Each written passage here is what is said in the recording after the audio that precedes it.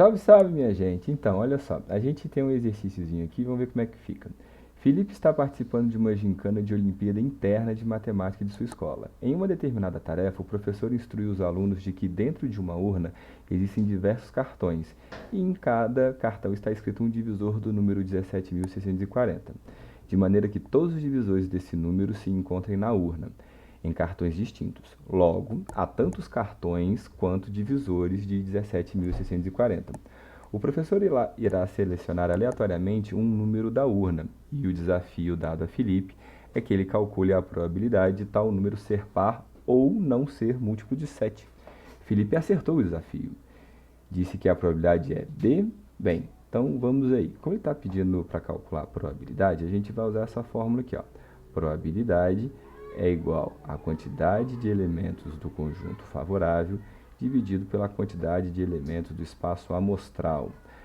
Então a gente tem algumas definições aí. O que é o espaço amostral? Espaço amostral. E o que é evento? E o que é evento? Bem, o meu espaço amostral, ele representa o conjunto de todos os resultados possíveis. Nesse caso aqui, o espaço amostral serão todos os divisores do número 17.000, todos os divisores do 17.640. Enquanto que o meu evento, ele seria aqui, ó, um divisor ser par ou não ser múltiplo de 7. E eu gostaria de chamar a atenção para esse ou aqui. Então, por ter aparecido esse ou, eu vou dizer que o meu evento ele é na verdade a união de dois conjuntos, A e B. Sendo A os divisores que são pares.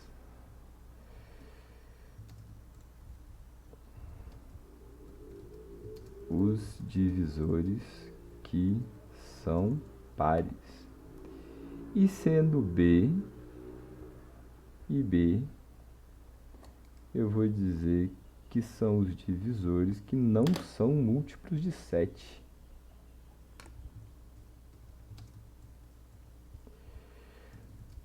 Os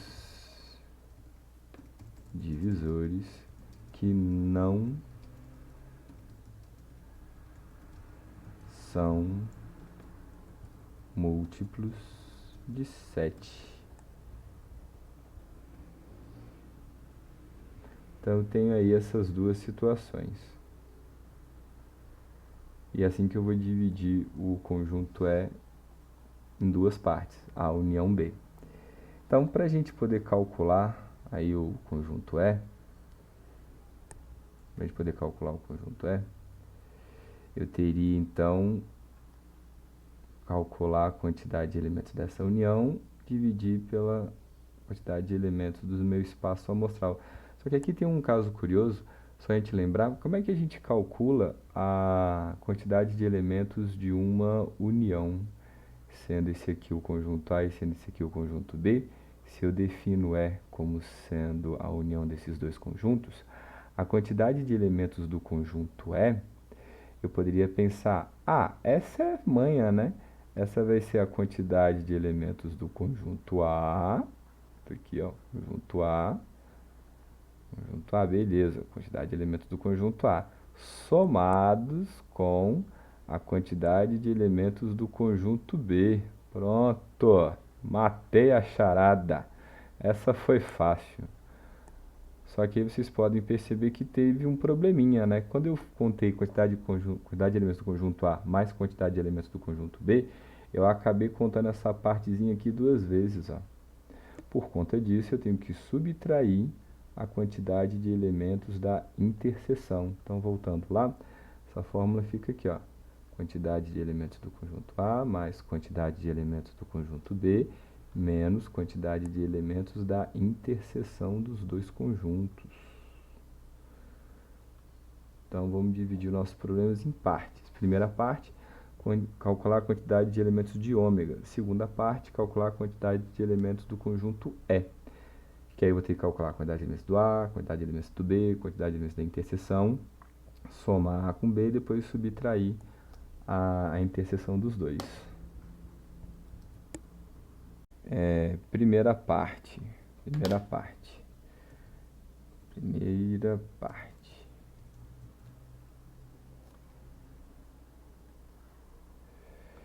Então, vamos aí calcular quantos elementos tem. Então, olha só, o que é o espaço amostral? São todos divisores de 17.660. Eu sei que 1 é divisor, 2 é divisor, 3 também, 4, 5, 6, 7, 8, 9, eu sei que 10 também é divisor. O 11 não é divisor, mas eu sei que o 12 é. E aí, professor, mas como é que você sabe que isso aí tudo é divisor, né? Até o 1700, ou 17.640. Então, esses são os divisores do número.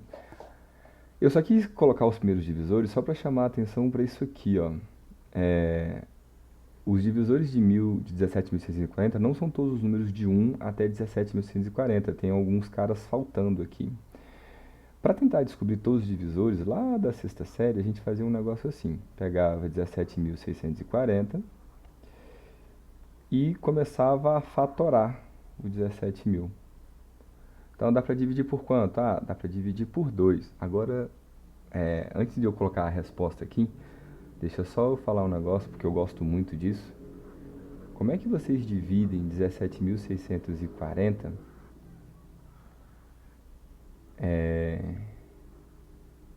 por 2? Todo mundo tem um jeito de dividir, né? As 4 operações, elas são variáveis, tem várias maneiras de fazer, cada lugar do mundo faz de um jeito. Olha só que jeito curioso. Esse 1 do 17.000, ele vale 10.000, certo? Esse 7, ele vale 7.000. Esse 6 vale 600. Esse 4 vale 40. Isso aqui é chamado de decomposição do número. Se eu divido esse número por 2, é você dividir cada um das parcelas de decomposição por 2 também. Metade de 10.000 é 5.000. Metade de 7.000 é 3.500. Metade de 600 é 300. Metade de 400 é 20. Então, metade de 17.640 é a soma de todas as suas metades, que vai dar 8.820. Olha que divertido. Mas todo mundo sabe dividir por 2 aí, né? Isso aqui eu acho legal. Então, deu 8.820.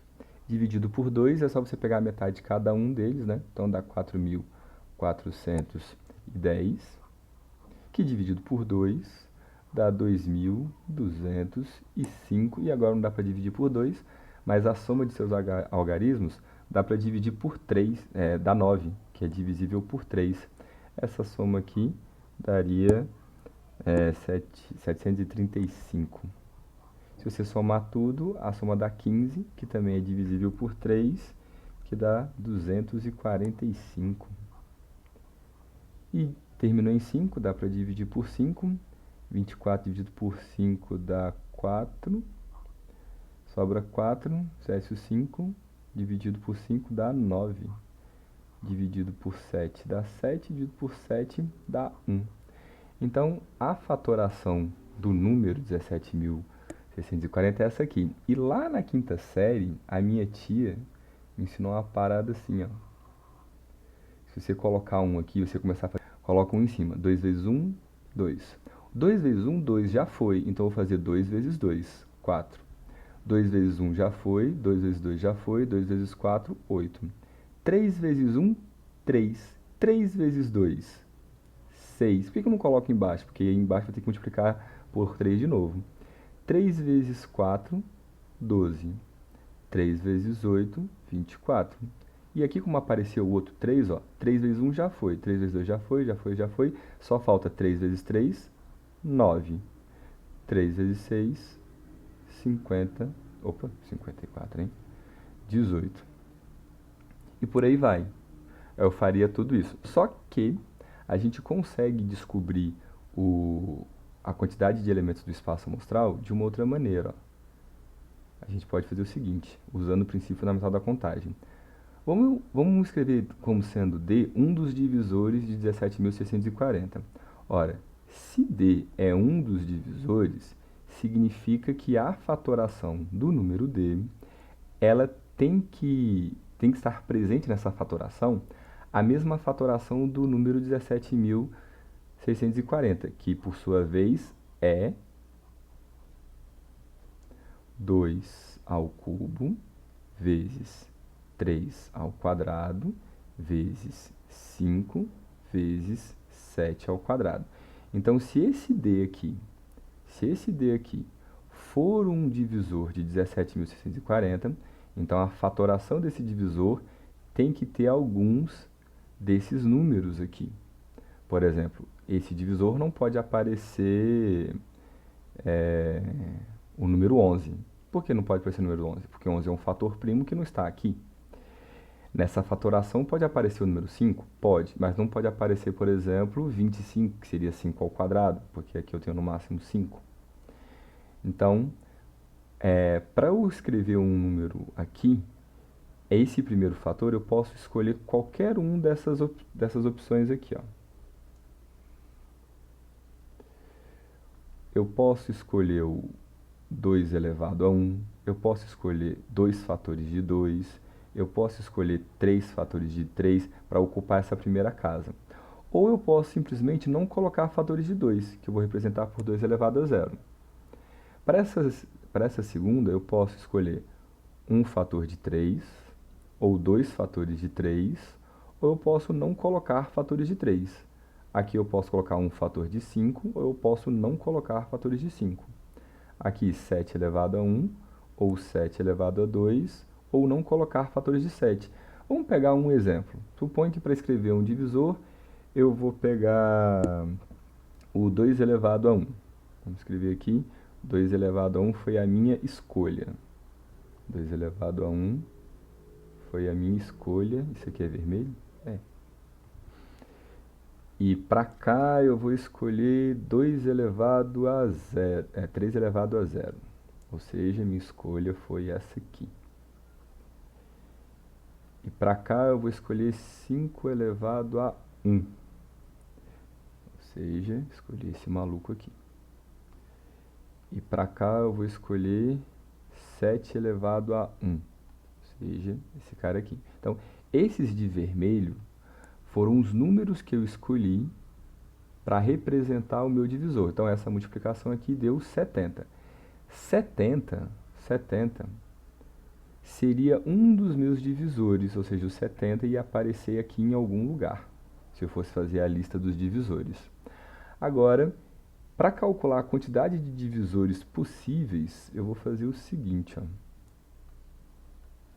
Quantas opções eu tinha para poder escolher o primeiro fator? Eu tinha 1, 2, 3, 4. Então, para escolher esse cara aqui, eu tinha 4 opções.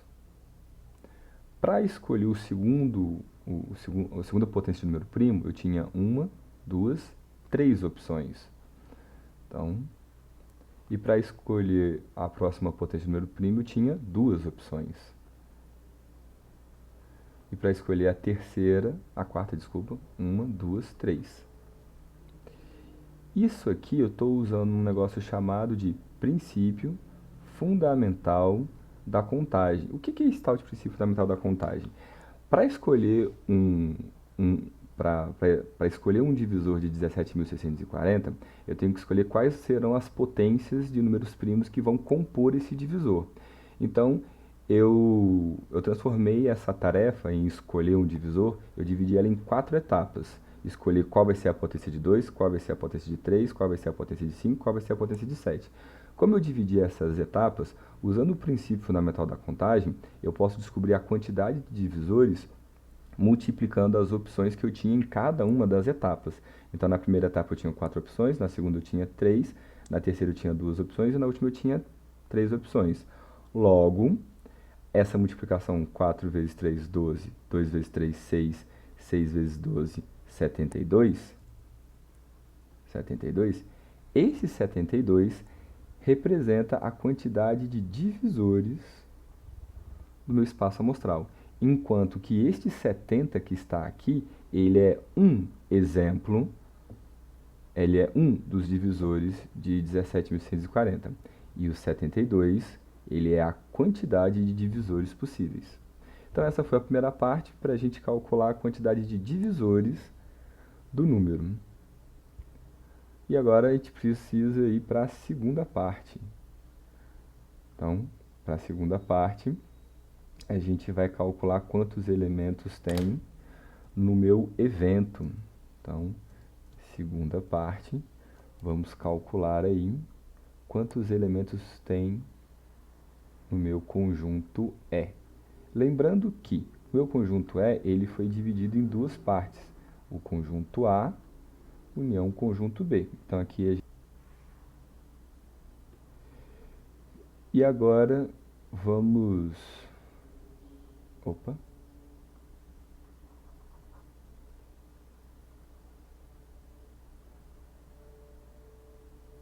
vamos pensar como é que a gente pode escrever um dos divisores.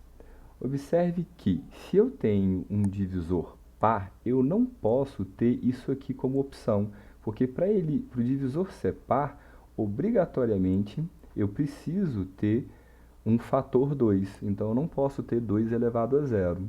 Então, repetindo todo o processo, para cá, mesmo que eu escolha 2 elevado a 1 de novo, quantas opções eu tinha para escolher a primeira potência? Eu não tinha agora mais 4 opções, eu tenho agora apenas 3 opções. Para a próxima potência eu continuo tendo 3, continuo tendo 2 e eu continuo tendo 3 opções para cá. Então, a quantidade de elementos do meu conjunto A deu 54. 3 vezes 3, 9. 2 vezes 3, 6. 6 vezes 9, 54. 54, então, é a quantidade de divisores pares que eu tenho. E agora, para calcular quantos divisores que não são múltiplos de 7, então vamos agora pegar esse aqui de novo. Então, olha só, quantos divisores eu tenho que não são múltiplos de 7, só para escrever aqui, ó, a quantidade de elementos B não são múltiplos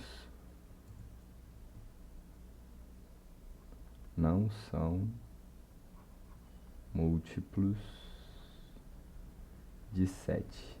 Bem, se eles não são múltiplos de 7, o que tem que acontecer? Eu não posso ter fatores de 7 nesse divisor. Se eu não posso ter fatores de 7, então eu não posso ter 7 elevado a 1, eu não posso ter 7 elevado a 2, eu só posso ter 7 elevado a 0, que no caso é o número 1. E aí, repetindo ali o processo do princípio fundamental da contagem, né? Repetindo aqui o princípio fundamental da contagem, para o primeiro fator eu tenho 4, para a primeira potência eu tenho 4 opções, para a segunda eu tenho 3, depois 2 e para a última eu tenho 1. 4 vezes 3, 12, 12 vezes 1, 24. Então, a quantidade de elementos do conjunto B é 24. E agora eu tenho que calcular também essa parte bem aqui, ó, a interseção dos dois. A interseção dos dois bem aqui, que eu coloquei menos. Então, a interseção B. Vamos ver aqui, deixa eu ver se eu consigo colar essa parte bem aqui. Vamos arrastar para baixo. Vamos fazer outra página, né? Então, agora a gente está calculando a interseção B. A interseção B, que seria aí divisores pares e que não são múltiplos de 7, Vamos pegar então aquele mesmo desenhozinho que a gente tinha feito antes. Então, A interseção B vai ser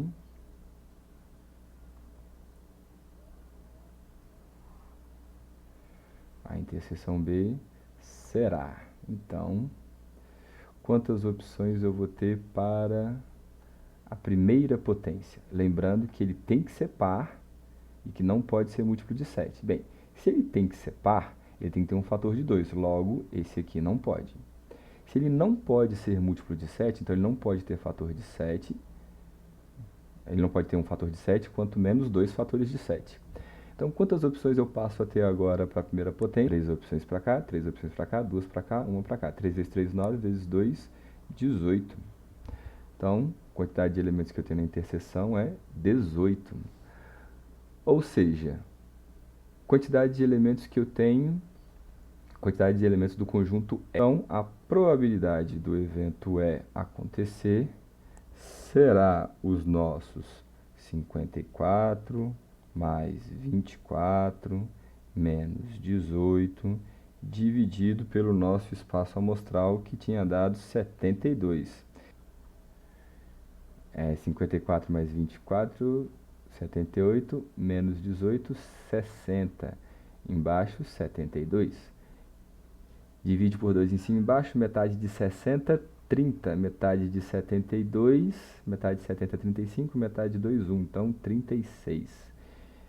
Divide por 2 em cima e embaixo, metade de 30, 15, metade de 36, metade de 30, 15, metade de 6, 3, então 18. Divide por 3 em cima e embaixo, isso daria 5, isso daria 6. Resposta, 5.